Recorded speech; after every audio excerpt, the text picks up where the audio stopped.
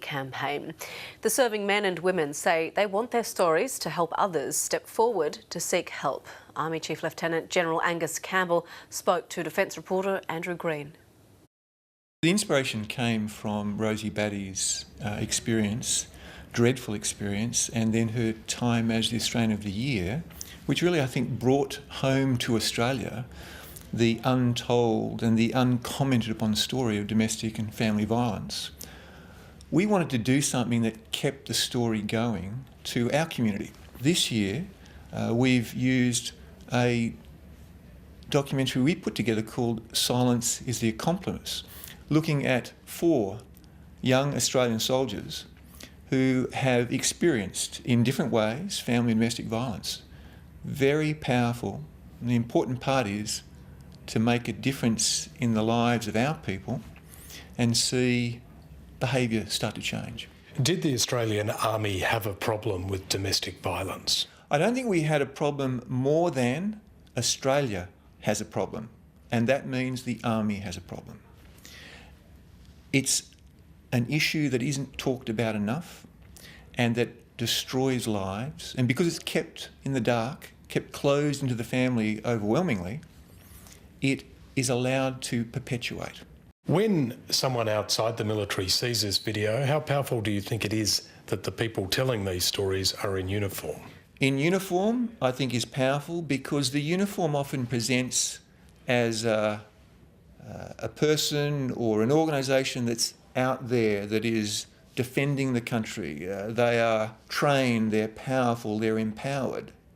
But these are people who are in uniform, who are exposing their own personal circumstance, their vulnerability, their recognition that there's a better place, and to move through it, they've got to go through a pretty emotional experience. That's one part of it. The other part of it is simply that these are real people who've really lived and are continuing to live past the effects of family and domestic violence. Very, very powerful. Is there anything about military life that can lead to an increased chance of domestic violence occurring? Interestingly, I would say it's actually the reverse.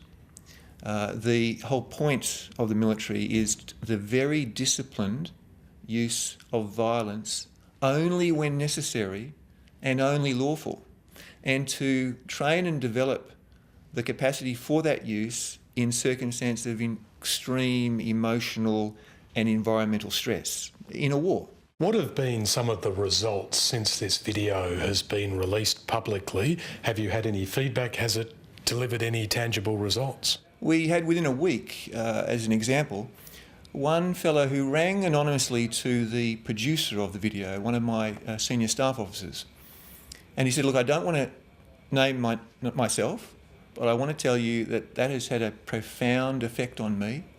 I am a perpetrator, and I'm now going to seek help. I'm going to try to break the cycle.